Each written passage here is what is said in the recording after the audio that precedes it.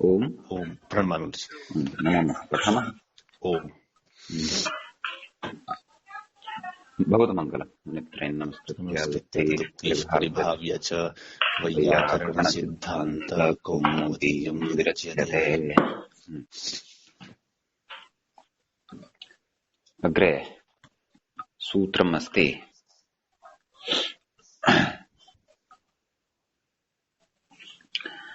अच्छगत्यर्थोपदेशो इति अस्ति, परन्तु अस्माभिः गतपाठे किं किं पठितं तदेकवारं स्मरामः। गतपाठे तत्र आदरानादरयोः सदसति इति खलु। ओम आदरानादरयोः वयं गतिसमासप्रकरणे स्मः। उगतिप्रादयः इति प्रचलति। तत्र आदरानादरयोः सदसति इति एकं पठितं। ततः परं भूषणेलम् इत्यपि पठितं। ततः परम् अन्तरपरिग्रहे इत्यपि पठितम्। काणे मनसि श्रद्धा प्रतिघाते इत्यपि पठितं खलु। सत्यं सत्यं। पुरो व्ययम् अस्तञ्च पूर्वव्ययम् इत्यपि पठितम्। अस्तञ्च इत्यपि पठितम्। एवम् एवम् एवम्। अधुना पठनीयमस्ति अग्रिमं सूत्रम् अच्छगत्यर्थवदेषु। अच्छगत्यर्थवदेषु इति अस्ति। तत्र अच्छ इति अव्ययं भवति। गत्यर्थवदेषु इति सप्तम्यन्तं, सप्तमी विभक्तेः बहुवचनान्तं। गत्यर्थाश्च वदश्च गत्यर्थवदाः तेषु एवं विग्रहः कर्तव्यः।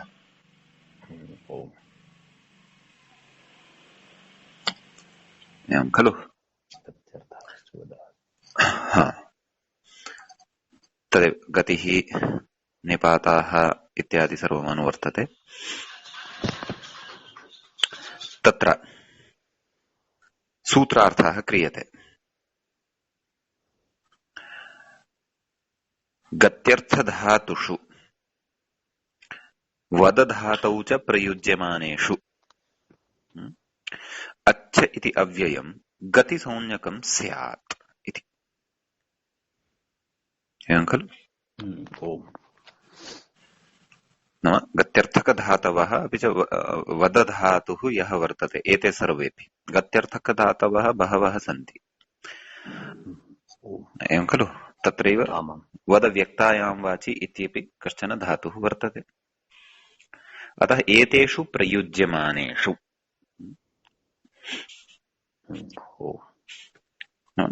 गत्यर्थकानां यदा प्रयोगः भवति तदा वदधातोः च यदा प्रयोगः भवति तदा अच्छ इति अव्ययं यद् भवति तस्य गतिसंज्ञा भवति इति। एवं खलु। अच्छगत्येति तत्र उदाहृतं किम्? अच्छगत्या मूले ततः अपि पूर्वं किमुक्तम्? अव्ययम् इत्येव। नाम अच्छ इति अव्ययं यदस्ति तदेव। अच्छ इति अव्ययमपि वर्तते, अपि च अन्यतपि वर्तते। अव्ययेतरः शब्दः अपि वर्तते। कः? अच्छ इति। अव्ययं तु अस्ति एव। एवं खलु। तर्हि मूले उक्तम् अच्छ इति यद् अव्ययं वर्तते तदेव, तस्यैव गतिसंज्ञा भवति। अव्ययेतरस्य तु न भवति इत्यर्थः। अस्तु। तर्हि किमुदाहृतम्? अच्छगत्या। तदेव अच्छ इत्यस्य गतिसंज्ञा। गत्यर्थकः गम् धातुः स्वीकृतः, ततः त्वा समासे सति त्वः स्थाने ल्यप्। अच्छगत्या इति उदाहरणं भवति। कः अर्थः? अभिमुखं गत्वा इत्यर्थः अस्ति अत्र। अभिमुखं गत्वा। तत्र अग्रिमायामेव पङ्क्तौ उदाहरणद्वयस्यापि अर्थं वदिष्यति। आमाम् खलु। तर्हि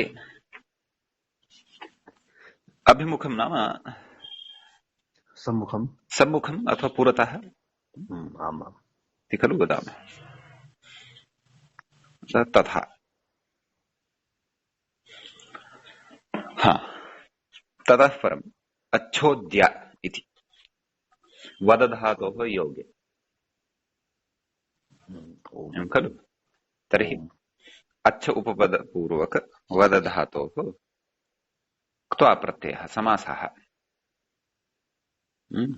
आम्। समासः कः? गतिसमासः आम्। एवं किल, कुगतिप्रादयः इत्यनेन। तर्हि अच्छ वद् त्वा त्वा अच्छ ल्यप् अच्छ वद ल्यप् वचि स्वपि यजादिनाङ्किति इत्यनेन सूत्रेण वद् धातोः सम्प्रसारणं भवति खलु। आम्, उद् इति भवति। वकारस्य उ इति सम्प्रसारणम्, उ अद् सम्प्रसारणाच्च पूर्वरूपम्, अकारः पूर्वमागत्य मिलति आम्। एवं खलु। तर्हि उद् इति जातम्। अच्छ उद् य, अच्छ उद्य गुणः अच्छोद्य। अच्छोद्य तस्य कः अर्थः? उक्त्वा इत्यर्थः। एवं खलु। आम्, उक्त्वा इति अर्थः वर्तते। तदेव उक्तं खलु, अभिमुखं गत्वा उक्त्वा च इत्यर्थः। नाम क्रमशः अनयोः उदाहरणयोः अयमर्थः भवति।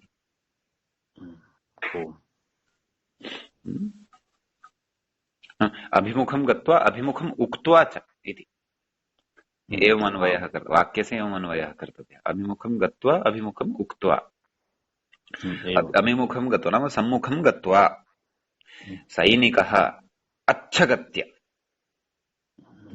राजानं सूचनां सूचयति अथवा राज्ञे सूचनां सूचयति, नाम सम्मुखम् आगत्य कथयति इत्यर्थः। एवमेव सन्दर्भान्तरे अपि प्रयोगः कर्तुं शक्यते।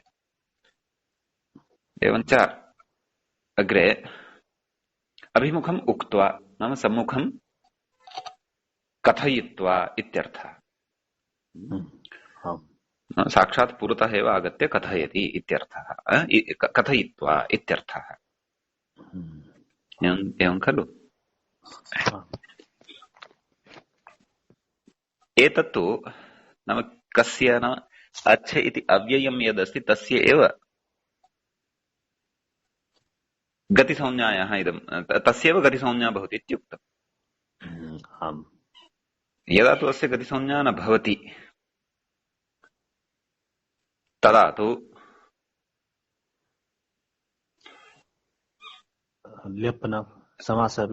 समासादिप्रसङ्गोऽपि न भवति। अतएव उक्तं किम् अव्ययम् इत्येव, न अच्छ इति अव्ययम् इत्येव। कुतः?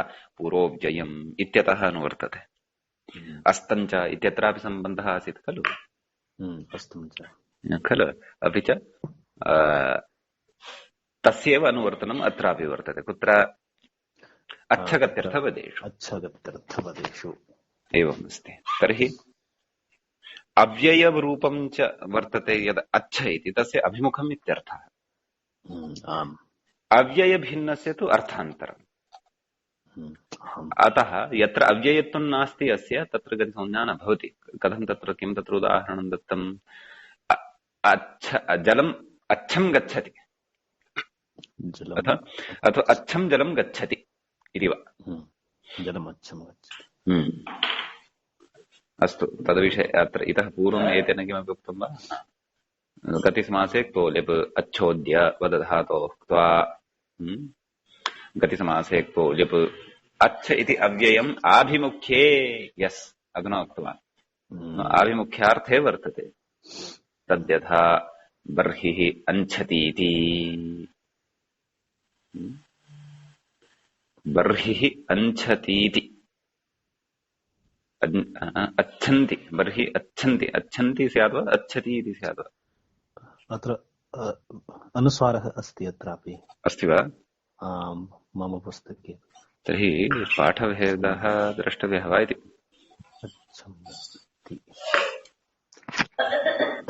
अच्छन् अच्छन् अच्छन्ति अच्छन्ति इति किम् एषा पङ्क्तिः क्वत्या किञ्च स्वारस्यम् इति अस्ति द्रष्टव्यम्। एकक्षणम् अनुकृणम् च निवितरम् भूषणेरम् पुरोऽव्ययम् अच्छगत्यर्थपदेषु जलम् अच्छं गच्छति। अस्तु तद्यथा बहिः अच्छैतीति भोः पाठभेदः अस्ति। पाठभेदः अस्ति। एतद् गोपालदत्तपाण्डेन सम्पादितायां सिद्धान्तकौमुद्यां तत्र कथमुक्तम् जलम् अच्छै बहिरच्छैति इति। तद्यथा बहिः अच्छैति इति। को अर्थः? बहिः अच्छ एति इति। अच्छ एति अच्छैति।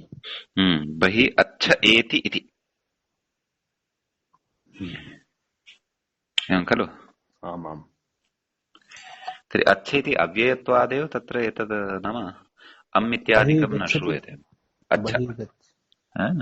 जलं बहिः प्रवहति।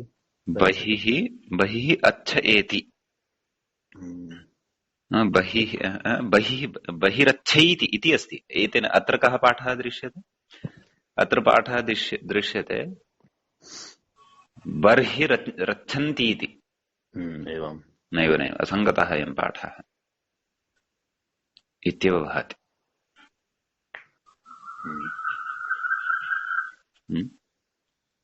वा अत्र अनुस्वारः यः वर्तते अत्र न तथापि सङ्गतिः न भवति खलु। अच्छा इति किमर्थम्? अच्छा बर्हिरच्छन्ति इति इत्युक्तं खलु। अच्छेति अव्ययम् आभिमुख्ये। अत्र कुत्र कस्य पुस्तकस्य अयं पाठः? मोतीलाल बनारसीदास मध्ये अयं पाठः बर्हि इत्यपि नास्ति, बर्हि अस्ति। बर्हिरच्छन्ति इति सङ्गतिरेव नास्ति। बहिः स्यात्। अत्र अस्ति बहिः अच्छ एति इति। एवं रीत्या चेत् सङ्गतिः भवितुमर्हति। आमाम् खलु? आमाम्। अतः अत्र अस्माभिः अत्र करेक्षन् कर्तव्यमिति भाति। एकक्षणम् अहं फुट्नोट् कृत्वा लिखामि, अन्यथा पुनः भ्रमाय भवति। पाठभेदः अवश्यम् अपेक्षितः भवति, अन्यथा एते भ्रामयन्ति। पाठभेदाः अशुद्धाः पाठाः भ्रामयन्ति इत्यर्थः। तर्हि बहिरच्छैतीति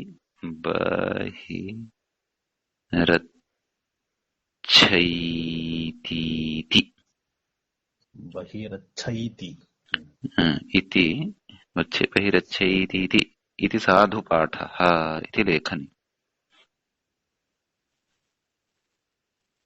खलु? एवं चेत् तर्हि तु सङ्गत्ये क्लेशः एव नास्ति। नाम क्वचित् प्रयुक्तम् उदाहरणम् अच्छेति अव्ययेन युक्तम् उदाहरणम् एतेन दत्तम् अत्र। नाम अच्छेति अव्ययम् आभिमुख्ये बहिः अच्छ एति इति। नाम बहिर्भागे नाम बहिर्भागे अच्छ नाम सम्मुखम् इत्यर्थः खलु? अथवा अभिमुखतया एति नाम गच्छति इति। बहिः नाम बहिर्भागे, अच्छ अर्थात् सम्मुखे अथवा अभिमुखतया अथवा आभिमुख्ये, एति नाम गच्छति इत्यर्थः। एवं रीत्या अत्र पाठभेदः समीचीनं पाठम् आश्रित्य वयम् अर्थं जानीमः। अन्यथा एतत् सूत्राम् अपभ्रंशः पाठः भ्रमाय एव अस्ति। एवं खलु? एकवारं शेखरमपि पश्यामि आत्मतुष्ट्यै, तर्हि कन्फर्म् भविष्यति विषयः। शेखरः अत्र किमपि अस्मिन् विषये उक्तवान् वा इति। जलम् अच्छं गच्छति इति मान्तम् अव्ययम् तेन काण्डम् अस्तं कृत्वा इत्यत्र न अस्तङ्क्षिप्तं जलम् अच्छं गच्छति इति। ततः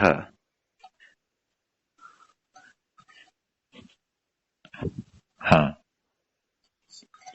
प्राग्रीश्वरातिथ्यधिकारान् निपातत्वे अव्ययत्वे च विभक्तिरुक् स्यादिति भावः सप्तमे निर्देशेऽपि तस्मिन् इति परिभाषं नैव नैव अत्र नास्ति अत्र नास्ति। एतेनैव क्वचित्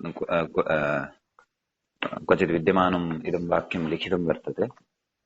तदिदं कोशादिषु वा क्व वा इति तु द्रष्टव्यम्, अथवा क्वचित् अव्यययुक्तम् अच्छ इति अव्यययुक्तम् उदाहरणम् अत्र दत्तवान् अस्ति एषः, तावदेव। तदेव मोतीलाल् वनासिदास इति पाठे नास्ति तस्य शुद्धः पाठः, नाम अस्य वाक्यस्य। तत्र अस्ति बर्हिरच्छन्तीति इति अस्ति, परन्तु अत्र अन्यत्र पाठः दृश्यते बहिः अच्छ एति इति। अथ एतमेव पाठम् आदाय अस्माभिः अत्र सङ्गतिः चिन्तनीया अस्य उदाहरणस्य, नाम व्याख्यागतस्य उदाहरणस्य इत्यर्थः। स्पष्टं खलु? आमाम्।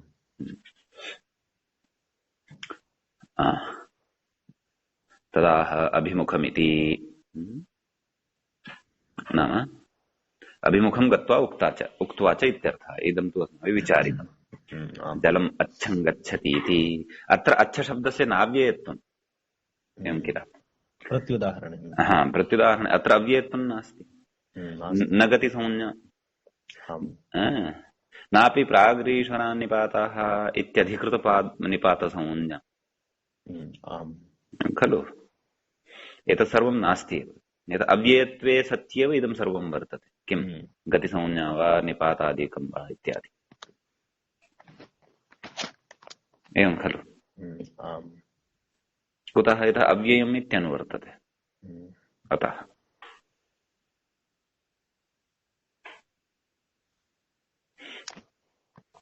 हा, तर्हि निपातत्वे सति हि अव्ययत्वात् विभक्ति लुक् स्यादिति भावः।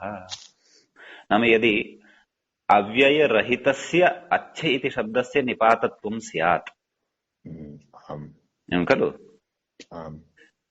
तर्हि अव्ययत्वात्, नाम स्वरादिनिपातम् अव्ययम्, तर्हि अव्ययत्वात् विभक्तिलुगपि स्यात्। तर्हि जलम् अच्छं गच्छति इति न स्यात्, जलम् अच्छ गच्छति इत्येव स्यात्। अनुस्वारः न स्यात्। किञ्च प्रकृते अच्छ इत्यस्य शब्दस्य इत्यस्य अर्थः अपि भिन्नः एव स्यात् खलु। बहिः इति स्यात्, जलं बहिः गच्छति, न अन्यदेव। अत्र स्वच्छार्थः अस्ति। अच्छा, स्वच्छं प्रवहति जलं। स्वच्छ इत्यत्र अच्छेव शब्दः अस्ति खलु आदौ। सु इत्यनेन सह समासं कृत्वा स्वच्छ इति आयाति, स्वच्छ इति निर्मीयते अस्माभिः।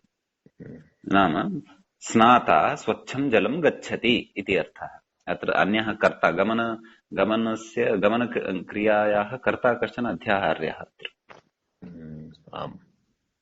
स्नाता नाम स्नानस्य कर्ता स्वच्छं जलं गच्छति, स्वच्छं जलं प्रति गच्छति, अथवा स्वच्छजले प्रवेशं करोति इति वा अर्थः ज्ञातव्यः इत्यर्थः। आमाम्, जायते। एवञ्च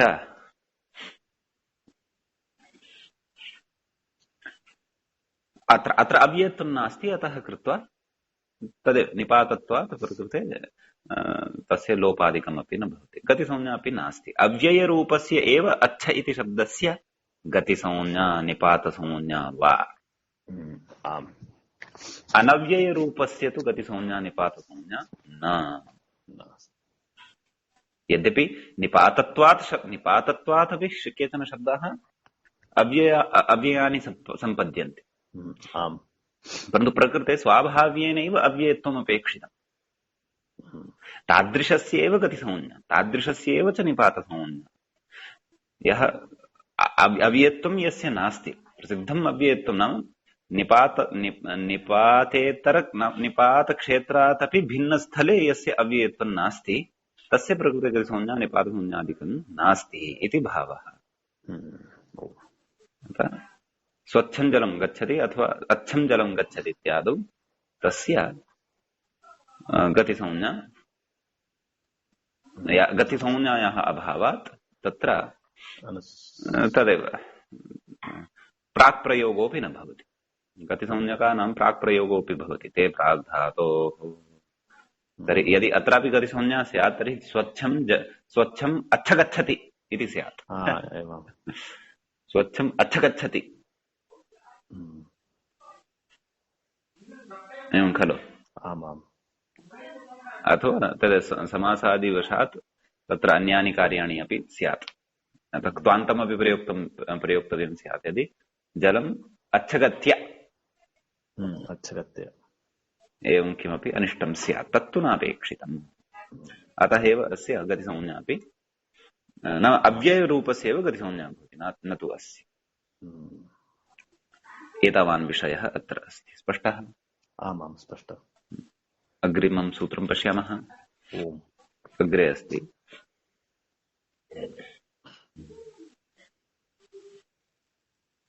अदोनुपदेशे इत्यस्ति।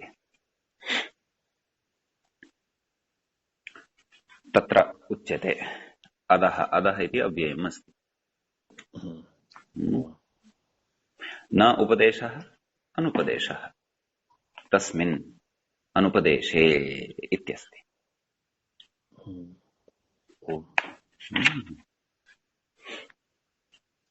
न अधः इति अव्ययं नास्ति वा? न, प्रथमान्तम् अस्ति। प्रथमाविभक्तेः एकवचनम् अस्ति। सत्यं। अधः शब्दस्य नपुंसकलिङ्गे अधः इति प्रथमान्तं भवति।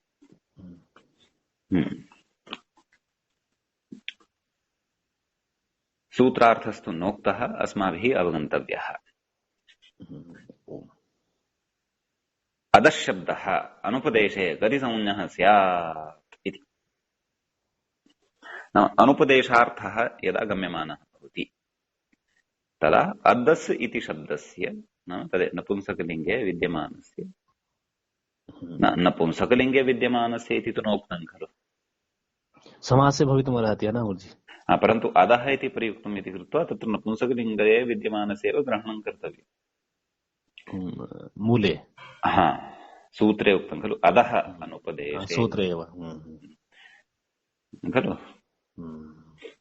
नपुंसकलिङ्गस्थः अयं शब्दः ग्राह्यः। अत्र विद्यमानः शब्दः इदं रूपं नपुंसकलिङ्गस्थं ग्राह्यम् खलु। आम्। उदाहरणमस्ति किम्? अधः कृत्य अधः कृतम्। नाम इदं कृत्वा इदं कृतम् इत्यर्थः। मया इदं कृत्वा इदं कृतम् इत्यर्थः। अधः कृत्य अधः कृतम्। अधः कृत्य अधः कृतम् इति क्रियायोगे इति तु आयाति एव। आम्। क्रियायोगे एव गतिसंज्ञा। तर्हि अग्रे कथयति किम्? अधः कृत्य गतिसमासे क्तो लिपु प्रकृते अधः इत्यस्य अदस् इत्यस्य गतिसंज्ञा भवति। गतिसंज्ञात्वात् कृ समासः भवति। समासत्वात् समासेन पूर्वोक्तो लिप् इत्यनेन क्त्वास्थाने लिप् ह्रस्वस्य तुक् इत्यनेन तुगागमः भवति। अधः कृत्य इति आयाति खलु। अत्र अदस् इति भवति खलु। अदस् इति ओम् अधः कृत्वा अदस् इत्यस्मात् सुप्रत्ययः यः उत्पद्यते तस्य तु लुक् भवति खलु। लुक्। आम्। अतः एव अधः शिष्यते प्रथमायां गुरुजिना। अतः अत्र सकारः यः अस्ति अदस् तस्य ऋत्वम्। ऋत्वम् केन? ससजुषोरुः खलु। ततः तस्य स्थाने विसर्गः खरवसानेन विसर्जनीयः। तदा कुपोः कफ् पौच इत्यनेन जिह्वा मूलीयः मूलीयत्वं भवति अधः कृत्य। परन्तु समासः जातः खलु। ओम। सुपां लुक् विधीयते, सुब्लुक्, ओम। प्रायुसंज्ञा सुब्लुक्। हाँ, सत्यं सत्यं सत्यम्। तथैव अस्ति वा? अयं स तु सुपः न, अयं सः तु शब्दस्य स, शब्दस्य। सुप्तु लुप्तः अधः कृत्य, अदस् अं कृ त्वा एवं स्थितिः भवति। आमामाम्। तो धातु प्रातिपदिकत्वेन सुपः लुक् अदस् कृ त्वा इति अवशिष्यते, ल्यप्। ततः परम् अदस् इति शब्दस्य यः स वर्णः वर्तते तस्य तस्य ऋत्वं विसर्गत्वं ततः जिह्वामूलीयत्वम्। मूल्यत्वम्। अतः अधः कृत्य अधः कृतम्, अधः कृतम् इत्यत्रापि तद्वदेव। किं आमाम्। कथयति? गतिरनन्तरः इति स्वरस्थलम् कथयति। कुत्र? अधः अधः कृतम्, अधः कृतम् इति वा इत्यत्र वा, अथवा अधः कृत्य इति उभयत्रापि वा? गतिरनन्तरः। उभयत्रापि चेत् तर्हि सकृत् गतिरनन्तरः इति किं कथयति इति द्रष्टव्यम्। इति स्वरः फलम्। कर्मार्थे क्तान्ते परे अव्यवहितः गतिः प्रकृत्या। प्रकृतिस्वरः भवति इत्यर्थः। 6 to 49 एकक्षणम् गतिरनन्तरः 6 to 49।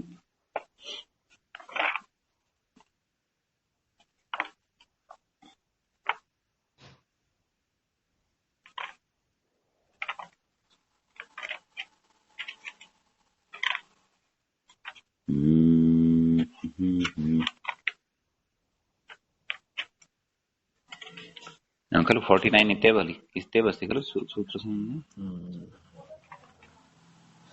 हाँ 49 एव। सत्यं सत्यं। कर्मवाचिनि क्तान्ते उत्तरपदे अनन्तरः गतिः, पूर्वपदं प्रकृतिस्वरं भवति।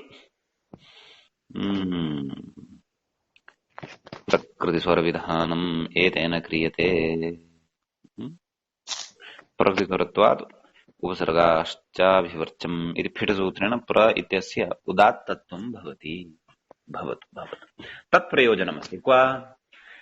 स्वर अधः कृतम् इत्यत्र, अधः कृत्य इत्यत्र न, तत्र तु क्तप् प्रत्यय एव नास्ति।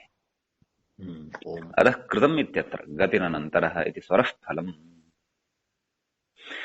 अस्तु भवतु। यदा स्वयमेव पर्यालोचयति तदेदम् उदाहरणम्। यदा कश्चन जनः स्वयमेव इदं पर्यालोचनं करोति, किम् मया अधः कृत्य अधः कृतम्, पाकं कृत्वा भोजनं कृतम् इत्यर्थः, तदा इदम् उदाहरणं भवति। एवं खलु? यदा तु तथा न, नाम अत्र कोऽपि उपदेशः नास्ति। मया पाकं कृत्वा भुक्तम् इति यदि कोऽपि वदति तदा तत्र उपदेशः न गम्यते। केनचित् अस्माकं कृते न उपदिष्टं तथा कर्तुम्।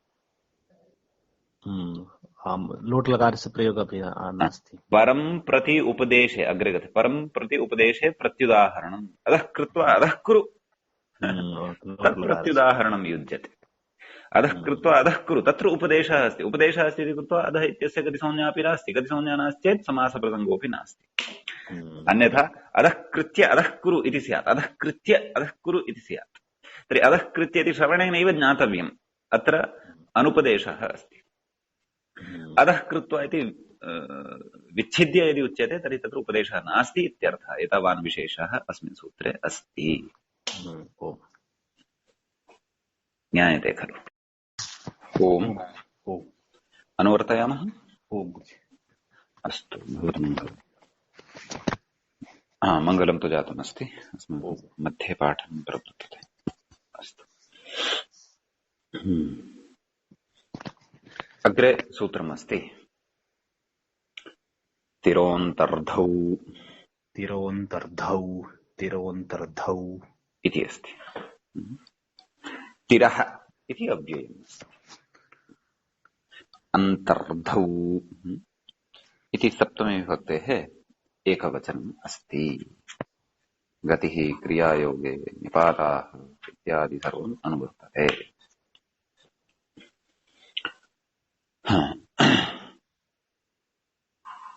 अन्तर्धिः व्यवधानम् तस्य अर्थं बोधयेत्। कः व्याख्याता? व्याख्याता। अन्तर्धिः नाम व्यवधानम्।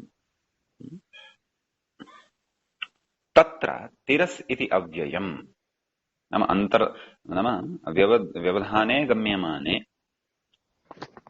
तिरस् इति यद् अव्ययम् वर्तते तस्य गतिसंज्ञा भवति इति अर्थः इति तस्य सूत्रस्य अर्थः। कस्य? तिरोऽन्तर्धौ इत्यस्य। ओम। एवं तर्हि तिरः इत्यस्य गतिसमासत्वात् गतिसंज्ञत्वात् तत्र भूधातोः क्त्वा प्रत्यये सति समासे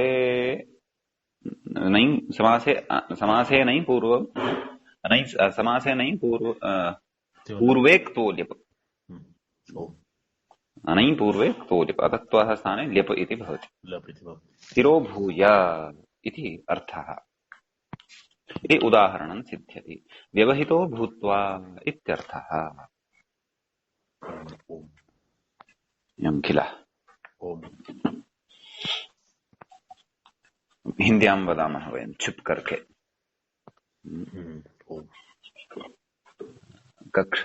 कक्षायाम् कक्षायां छात्रः अद्य अनुपस्थितः आसीत्। पश्चात् अध्यापकं दृष्ट्वा तिरोभूय गच्छति। एवं खलु? नाम तिर्यक् गतिं सम्प्राप्य गच्छति इति। नाम व्यवधानं कृतं कथञ्चित् अध्यापकस्य मम च मध्ये अव्यवधानत्वं न स्यात्, व्यवधानमेव स्यात्, सः मां न पश्येत्। एतादृशप्रसङ्गे एतादृशवाक्यस्य प्रयोगः कर्तुं शक्यते। तिरोभूय गच्छति इति।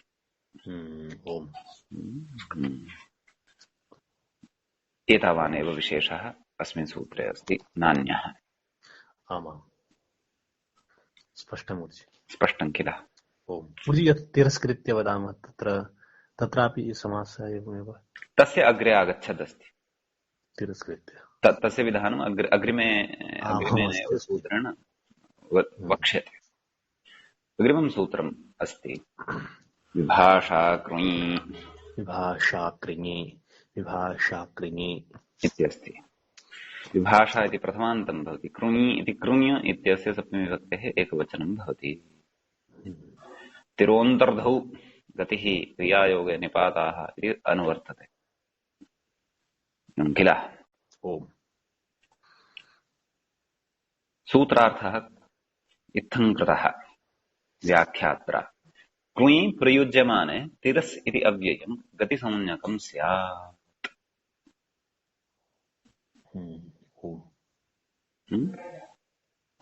कृञधातोः योगे सति अथवा कृञधातोः यदा प्रयोगः जायते तदा तिरस् इत्यस्य गतिसंज्ञा भवति।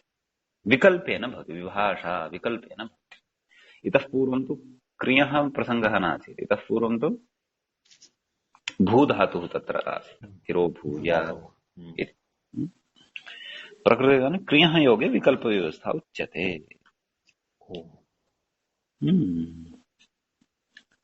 अतः प्रकृते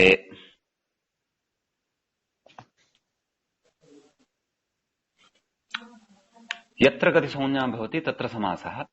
समासत्वात् वः स्थाने ल्यप्।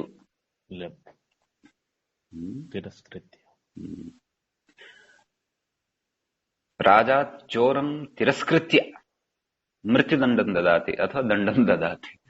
किमपि एवं वाक्यप्रयोगः अवगन्तव्यः। पक्षे तिरस्कृत्य तत्र जिह्वा मूलीयत्वयुक्तः अपि एकः प्रयोगः भवति, अपि च तस्य सत्त्वयुक्तमपि प्रयोगम् अस्ति एव। एवं किल? तत्र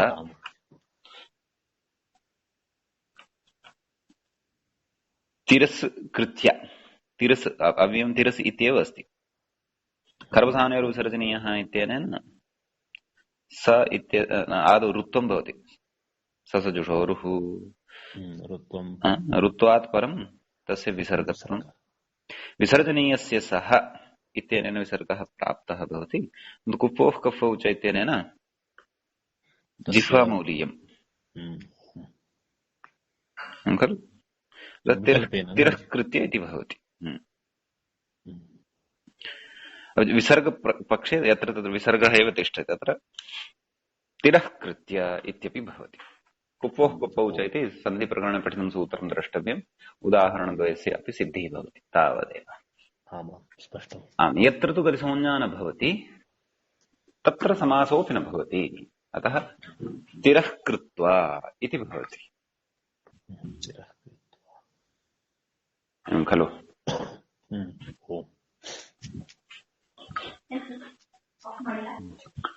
एवञ्च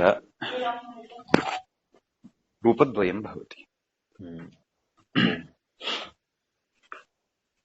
तिरस्कृत्य तिरः कृत्वा एतावानेव विशेषः अत्र वर्तते, नान्यः। स्पष्टम्? स्पष्टम्। अग्रे गच्छामः। अग्रे सूत्रं वर्तते उपाजेन्वाजे उपाजेन्वाजे उपाजेन्वाजे इत्यस्ति। उपाजे अन्वाजे अत्र अव्ययद्वयं पठितम्। उपाजे इति एकम् अव्ययं वर्तते, अन्वाजे इति अन्यत् अव्ययं वर्तते। विभक्तिप्रतिरूपकौ एतौ निपातौ भवतः। पदद्वयम् अस्ति इति वक्तुं शक्यते सूत्रे, परन्तु पदद्वयमपि अव्ययरूपम् अस्ति। उपाजे इति एकम्, अन्वाजे इति च अपरम्। तर्हि कः सूत्रार्थः कथयति? एतौ कृञि, भाषा कृञि इत्यस्मात् कृञि इत्यपि अनुवर्तते।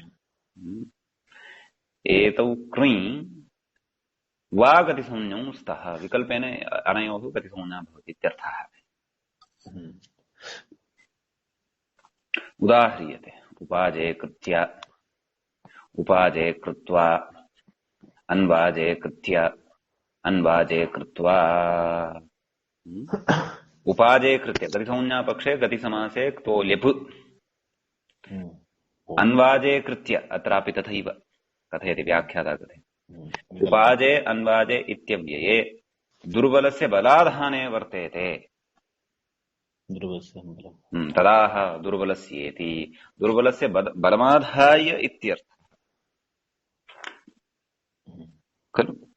दुर्बलः यः वर्तते तस्य कृते तस्मिन् बलस्य आधानं कृत्वा इत्यर्थः भवति खलु। केषाञ्चित् तथा सामर्थ्यं, ते आत्मबलं वा पूरयन्ति अथवा प्रकारान्तरेण वा तस्मै सम्यक्तया शारीरिकं मानसिकं तं सम्यक्तया भोजयित्वा सम्यक्तया तस्य तं बलवन्तं कुर्वन्ति खलु। अथवा नैव भवान् साधयितुं शक्नोति, भवान् समर्थः अस्ति, भवान् आत्मबलं न्यूनीकुरु, अतः तस्मिन् बलं पूरयति। उपाजे नाम दुर्बलः न तर्हि वक्तुं नैव, दुर्बलस्य बलाधानं भवति। उपाजे इति अन्वाजे इत्यपि अन्वाजे उक्तं खलु। उपाजे अन्वाजे इति अव्यये दुर्बलस्य बलाधाने, दुर्बलः यः अस्ति तस्य बलस्य आधानं नाम अथवा तस्मिन् बलस्य आधानम् इत्यस्मिन् अर्थे कस्मिंश्चित् बलस्य स्थापनम् अथवा बलप्रदानम् इत्यस्मिन् अर्थे भवति। यथा कृष्णः अर्जुनम् अन्वाजे कृत्य युद्धाय प्रेरयति, अथवा अर्जुनम् उपाजे कृत्य युद्धाय प्रेरयति। एतादृशसन्दर्भे एतेषां प्रयोगः भवितुम् अर्हति। अव्यये स्तः एते। उपाजे इत्यपि अव्ययम्, अन्वाजे इत्यपि अव्ययम्। कस्मिन् अर्थे? दुर्बलस्य बलाधानम् इत्यस्मिन् अर्थे, नाम दुर्बले बलारोपणम् बलप्रपूरणम् इत्यस्मिन् अर्थे अनयोः गतिसंज्ञा भवति विकल्पेन। अतः अन्वाजे कृत्वा अथवा उपाजे कृत्वा इति। उपाजे कृत्वा अन्वाजे कृत्वा इति वा अथवा उपाजे कृत्य अन्वाजे कृत्य इति वा तत्र प्रयोगः भवितुम् अर्हति। ज्ञायते आम्। इत्यस्ति विशेषः अस्य सूत्रस्य। हा, इदानीं वयं तर्हि अग्रिमं सूत्रं प्रविशामः। ओम्।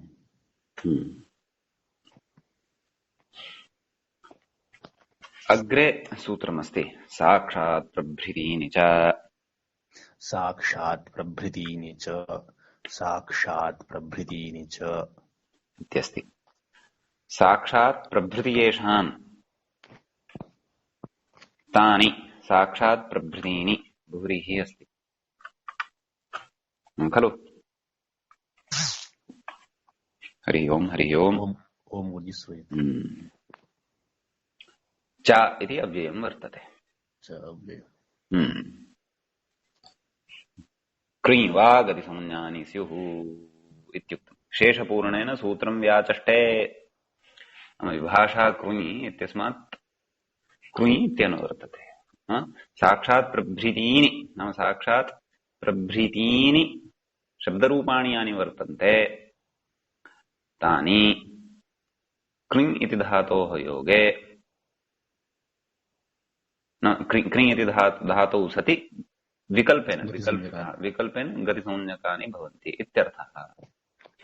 तर्हि साक्षात् प्रभृतीनि कानि अथवा साक्षात् प्रभृतयः शब्दाः के इति एतदर्थम् अस्माभिः सकृत् गणपाठः अस्ति द्रष्टव्यः। प्रथमाध्यायस्य चतुर्थपादस्य तत्र चतुस्सप्ततितमं सूत्रं भवति। ततः सकृत् गणपाठो द्रष्टव्यः। अहम् एकवारं पाठं करोमि तत्र विद्यमानानां शब्दानां। साक्षात् मिथ्या चिन्ता भद्रा लोचना आस्था अमा अद्धा प्राजर्या प्राजरुहा बीजर्या बीजरुहा संसर्या अर्धे लवणम् उष्णं शीतम् उदकम् आर्द्रम् अग्नौ वशे विकसने प्रसहने प्रतपने प्रादुषु नमसु एते सन्ति साक्षात् प्रभृतयः शब्दाः अथवा साक्षात् प्रभृतीनि शब्दरूपाणि इमानि इत्यर्थः। अस्तु, गणपाठः पठितः, सूत्रार्थः ज्ञातः। इदानीम् उदाहरणेषु प्रविशामः। किमुक्तम्? तत्र वार्तिकम् अस्ति एकम्। वार्तिककारेण उच्यते च्यर्थ इति वाच्यम्। च्यर्थ इति वाच्यम्। च्यर्थ इति वाच्यम् नाम अभूत च्यर्थः कः? अभूत तद्भावः। तत्र कृभ्वस्ति योगे सम्पद्य कर्तृ च्विः इत्यत्रापि वार्तिकं पठ्यते। किम्? अभूत तद्भावेति वाच्यम्। अभूत तद्भावे एव भवति इति च्वि प्रत्ययः। अतः च्यर्थः कः? अभूत तद्भावार्थः। अभूत तद्भावः च अर्थः अस्माभिः बहुधा चिन्तितः वर्तते। अशुक्लं शुक्लं करोति शुक्लीकरोति इत्यादौ यथा। यद्यपि तत्सूत्रं पठिष्यते अग्रिमेषु प्रकरणेषु, तथापि तत्सम्बद्धा चर्चा अस्माभिः असकृत् कृता वर्तते। अतः तस्य स्पष्टता अस्ति अस्माकम्। एवं किल? तर्हि अभूत तद्भावार्थे गम्यमाने एव एतेषां गतिसंज्ञा भवति। नाम अभूत तद्भावे गम्ये सति इति वक्तव्यम्। किं वक्तव्यम्? गतिसंज्ञायाः वचनं वक्तव्यम्। नाम येषां केषां साक्षात् प्रभृतिगणे पठितानां शब्दानां क्रिञि अभूत तद्भावार्थे गम्यमाने विकल्पेन गतिसंज्ञा भवति इति वार्तिकम् अपि सम्मेल्य एतावान् सूत्रार्थः भवति इत्यर्थः। एवं किल? उदाहरणं ददाति साक्षात् कृत्य साक्षात् कृत्वा इति। कथं विग्रहः? अप्रत्यक्षं प्रत्यक्षं कृत्वा अप्रत्यक्षं प्रत्यक्षं अभूत तद्भावः अस्ति खलु यद् अभूतं नाम यत् यद् नासीत् तस्य तद्भावः कृतः यत् प्रत्यक्षं नासीत् तत् प्रत्यक्षं कृत्वा इत्यर्थः तर्हि अप्रत्यक्षं प्रत्यक्षं कृत्वा इति विग्रहे सति साक्षात् इत्यस्य गतिसंज्ञा ततः परन्तु क्रियः योगः अपि अपेक्षितः साक्षात् क्रिय साक्षात् कृत्वा अतः गतिसंज्ञायां सत्यां कुगतिप्रादयः इत्यनेन समासः समासत्वात् तोल्यप साक्षात्कृत्य तुगादिकं यथा पूर्वं भवति साक्षात्कृत्वा एवं किल ओम अपरः शब्दः अपि पठितः आसीत् खलु गणे लवणम् लवणम् अन्येषां गणे पठितानाम् अन्येषां शब्दानां तु उदाहरणानि अस्माभिः वक्तुं शक्यन्ते यथा द्वितीयः शब्दः अस्ति मिथ्या मिथ्या कृत्य मिथ्या कृत्वा सर्वत्र विकल्पेन वक्तुं शक्यते यतः विकल्पेन एतेषां गतिसंज्ञा वर्तते प्रत्यक्षीकृत्य भवितुम् न भविष्यति तर्हि न प्रत्यक्षीकृत्य न भविष्यति तर्हि प्रत्यक्षीकृत्य तु भवति भवति तथा च साक्षात्कृत्य इत्यपि भवति अत्र साक्षात् सन्दर्भे साक्षात् इत्यस्य अर्थः उक्तः प्रत्यक्षं प्रत्यक्षं कृत्वा प्रत्यक्षं प्रत्यक्षं कृत्वा प्रत्यक्षीकृत्य इत्यपि भवितुम् अर्हति तत्र तु प्रकारान्तरेण तत्र चि प्रत्यान्ततया तस्य ऊर्यादिचुडाचश्च इत्यनेन गतिसंज्ञा ऊर्यादिचुडाचश्च तत्सूत्रं पठितं चि इति पठितः खलु तत्र ऊर्यादिचुडाचश्च अतः प्रत्यक्षीकृत्य तदपि वक्तुं शक्यते प्रकृते तु अर्थः उक्तः कस्य साक्षात्कृत्य इत्यस्य अथवा अस्वपदविग्रहः कृतः कः अप्रत्यक्षं प्रत्यक्षं कृत्वा इति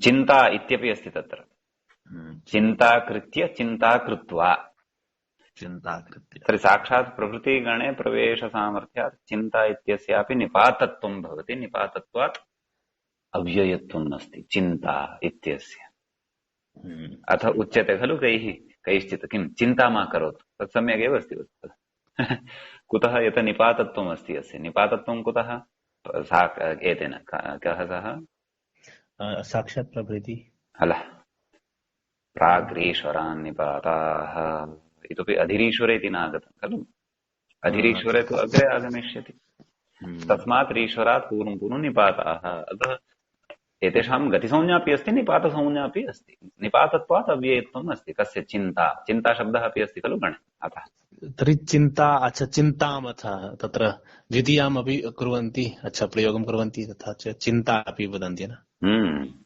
चिन्ता चिन्ता मा करोतु इति केनचित् उच्यते खलु यदि सः प्रयोगः सम्यगेव इति भाति कुतः पश्यतु अव्ययत्वम् अस्ति खलु तस्य निपातत्वम् अस्ति एव खलु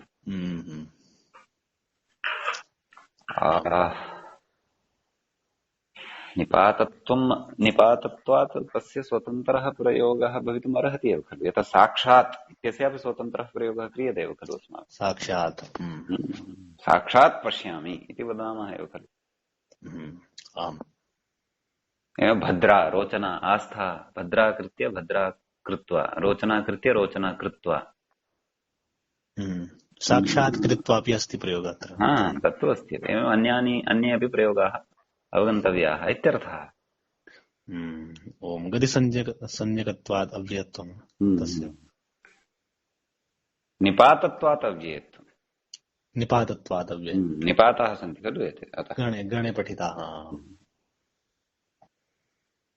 साक्षात् प्रवृत्तयः निपातत्वमपि भजन्ते अतः निपातत्वात् तेषाम् अव्ययत्वमपि वर्तते ओम एवं किल अतः संज्ञाचतुष्टयं तत्र पठितम् आसीत् एतेषां संज्ञाचतुष्टयं नास्ति भो तत्र पूर्वं संज्ञाप्रकरणे तत्तु भिन्नानां तत्तु प्रादीनां विषये आम् प्रादीनामेव